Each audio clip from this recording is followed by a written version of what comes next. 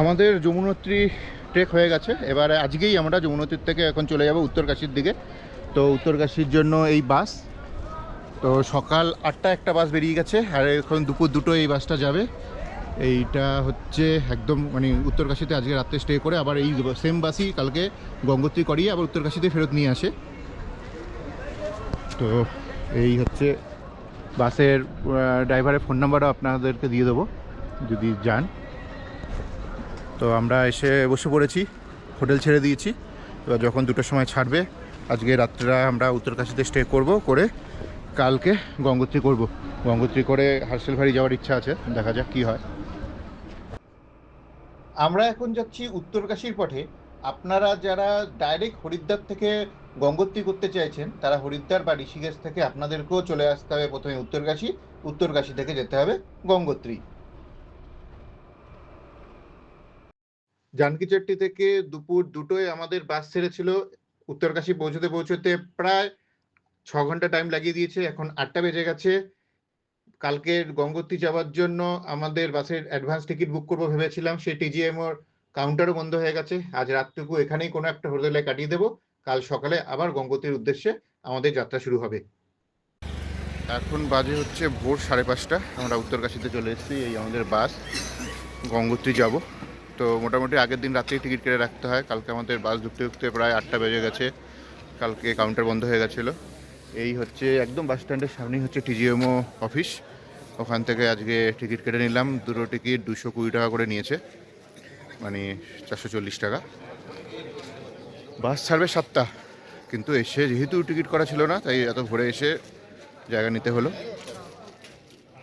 উত্তরকাশীতে জনপ্রিয় কাশী বিশ্বনাথ মন্দির একদম বাস স্ট্যান্ডের খুব কাছেই। কাল রাত হয়ে যাওয়াতে আমরা দর্শন করতে পারিনি।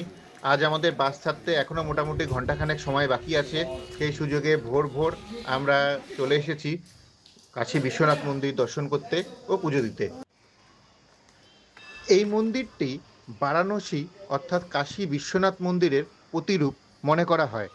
মন্দিরটি পাশ দিয়ে বয়ে চলেছে ভাগীরথী নদী, ঠিক যেরকম বারাণসীর পাশ দিয়ে গঙ্গা নদী বয়ে চলেছে।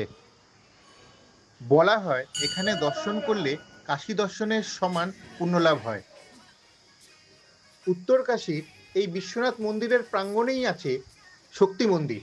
এই শক্তি মন্দিরের ভেতরেই আমরা দেখতে পাবো একটি রহস্যময় ত্রিশূল। প্রচলিত বিশ্বাস অনুযায়ী মা দুর্গা স্বয়ং এই ত্রিশূলটি দিয়েই মহিষাসুর বধ করেছিলেন। 20 ফুট উঁচু অষ্টধাতুর এই ত্রিশূলটি এতটাই ভারী যে এটিকে নাড়ানো যায় না, কিন্তু বিশ্বাস যে ভক্তরা যদি পবিত্র মনে ত্রিশূলটিকে সামান্য স্পর্শ করে তাহলে ত্রিশূলটি কেঁপে ওঠে। ওম শান্তিঃ শান্তিঃ শান্তিঃ সুশান্তিরভবতু সর্বারিষ্ট শান্তিরভবতু यदक्षरपदाभ्रष्टं मात्राहीनश्च यद्भवेत् तद्भर्वक्षम्यतां देवा प्रसीद परमेश्वर। ॐ सर्वे भवन्तु सुखिनः सर्वे सन्तु निरामया। উত্তরকাশী থেকে 7টার সময় আমাদের বাস ছেড়ে দিয়েছে। এবারে আমরা গঙ্গোত্রীর দিকে এগোচ্ছি। এখনই সামনে পড়বে সেই বিখ্যাত ধরালি গ্রাম, যেটি গঙ্গোত্রী যাওয়ার আগেই পড়ে।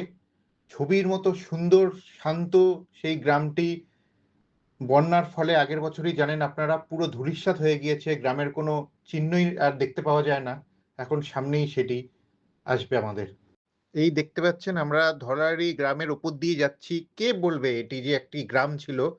দেখুন কি সুন্দর ছিল এই গ্রামটি। যারা আপনারা আগে এসেছেন তারা দেখে থাকবেন, চোখে জল চলে আসবে।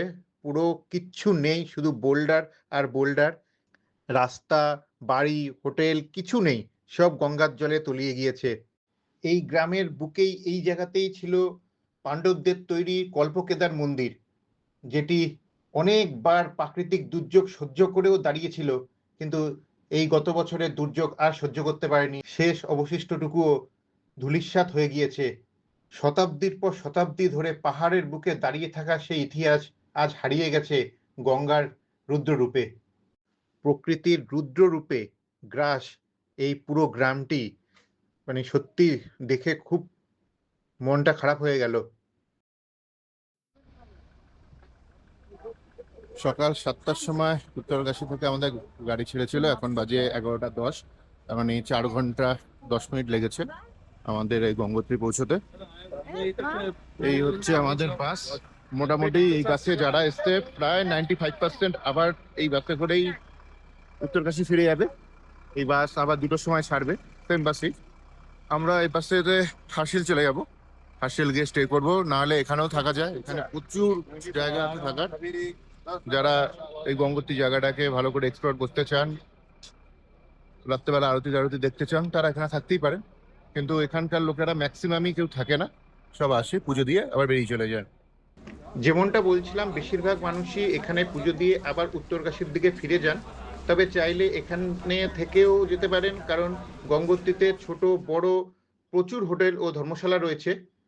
এই দেখতেই পাচ্ছেন যে এখানে বয়স্কদের জন্য হুইল চেয়ারের ব্যবস্থাও আছে, এনাদেরকে হুইল চেয়ারে করে নিয়ে যাচ্ছে।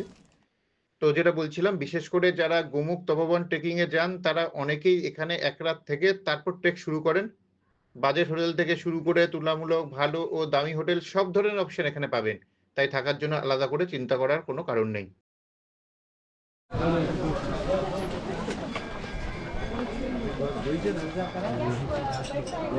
এই হচ্ছে মন্দির ক্যাম্পাসে প্রবেশ করছি।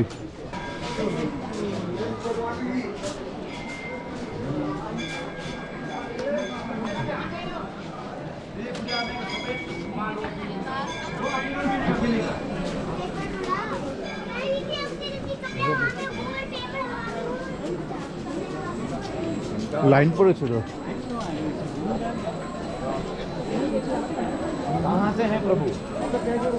এই হচ্ছে মেন মন্দির। এখানেও সুন্দর চাঁদ দেখা যাচ্ছে, দেখেছো? ওইটি চাঁদ। আমি লাইন দিই, তুমি আসো করে ভিডিও করে।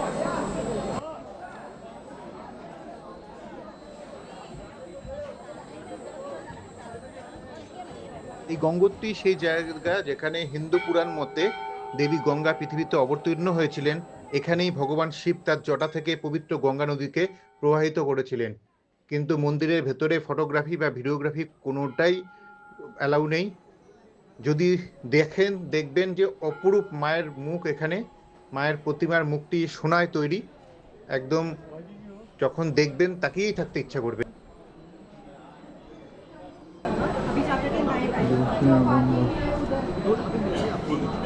প্রাচীন ভাগীরথ তপস্যাশালী দর্শন। ভগীরথ তপস্যার জায়গা এটা।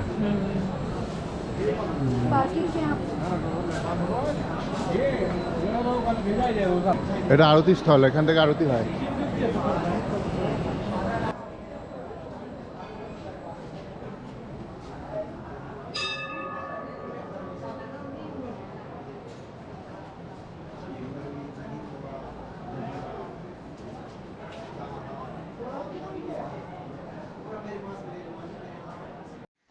উপরে সিঁড়ির ধারে দাঁড়িয়ে প্রথমবার যখন গঙ্গাকে দেখা যায়, তখনই দৃশ্যটা মনকে থামিয়ে দেয়। নিচে বিশাল পাথরের ফাঁক বলে প্রবল স্রোতে বয়ে চলেছে গঙ্গা। দূর থেকেই তার শক্তি অনুভব করা যায়। পাহাড়ের নীরবতার মধ্যে শুধু জলের শব্দটাই যেন চারপাশে জড়িয়ে আছে। এমন একটা দৃশ্য যেটা ক্যামেরায় যতটা সুন্দর লাগে, সামনে দাঁড়িয়ে তার অনুভূতি আরো অনেক গভীর। আপনি ভাবতে পারবেন না যে কতটা আবেগঘন হয়ে যাবে আপনাদের মন। উপরে দাঁড়িয়ে দৃশ্যটা যতটা সুন্দর লাগছিল, নদীর একদম কাছে এসে যেন তার শক্তিটা আরো বেশি অনুভব করতে পারছি।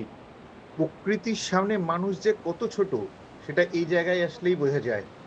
চারপাশে শুধু পাহাড় পাথর আর গঙ্গার অবিরাম স্রোত, তাতে মানুষজন স্নান করছে, পুজো নিবেদন করছে। হয়তো এই কারণেই গঙ্গোত্রী শুধু একটা পর্যটন স্থান নয়, এটা এমন একটা জায়গা যেখানে এসে মন নিজের থেকেই শান্ত হয়ে যায়। গঙ্গোত্রীর থেকে অনেকগুলি পিক দেখতে পাওয়া যায়, তবে আমরা যদি গোমুখের দিকে যাত্রা করি, তাহলে চৌখাম্বা, মাউন্ট শিবলিং, মাউন্ট ভাগীরথী সহ এরকম আরো বড় বড় পর্বতশৃঙ্গ দেখতে পাবো। তো বন্ধুরা, আমাদের গঙ্গোত্রী যাত্রা আজ এখানেই শেষ হলো। এবার আমরা একসাথে যমুনোত্রী আর গঙ্গোত্রী এই দুই ধাম দর্শন সম্পূর্ণ করলাম। আপনারা যদি যমুনোত্রী ধামের ভিডিও না দেখে থাকেন, এর আগেই ভিডিওটি আছে, আমি ডেসক্রিপশন বক্সেও লিঙ্ক দিয়ে দেব। ইচ্ছে ছিল এখান থেকে সুন্দর হার্সিলে গিয়ে এক রাত্রি থাকার, কিন্তু আপনারা নিজেরাই দেখতে পাচ্ছেন ধরালি গ্রামের কি ভয়াবহ অবস্থা। পুরো এলাকা ধসের ক্ষত নিয়ে দাঁড়িয়ে আছে। হর্ষিলেও অনেকটা অংশ জলের প্রভাবে ক্ষতিগ্রস্ত। তাই এখানকার স্থানীয় মানুষজন আমাদের পরামর্শ দিলেন, এই মুহূর্তে হার্ষিলে গেলে সেই আগের সৌন্দর্য আর অনুভূতি পাওয়া যাবে না। তাই আজ আমরা উত্তরকাশীর দিকেই ফিরে যাচ্ছি, সেখান থেকে রওনা দেব রুদ্রপ্রয়াগের পথে। যাই হোক, আজকের ভিডিও আজ এখানেই শেষ হচ্ছে। আপনাদের সবসময় বলি, যদি কিছু জানার থাকে বা কোনো প্রশ্ন থাকে অবশ্যই কমেন্টে জানাবেন। এরকম আরও যাত্রার গল্প, পাহাড়ি সৌন্দর্য আর বাস্তব অভিজ্ঞতা দেখতে আমাদের চ্যানেলের সঙ্গে জুড়ে থাকুন। সবাই ভালো থাকবেন। হর হর গঙ্গে, হর হর মহাদেব।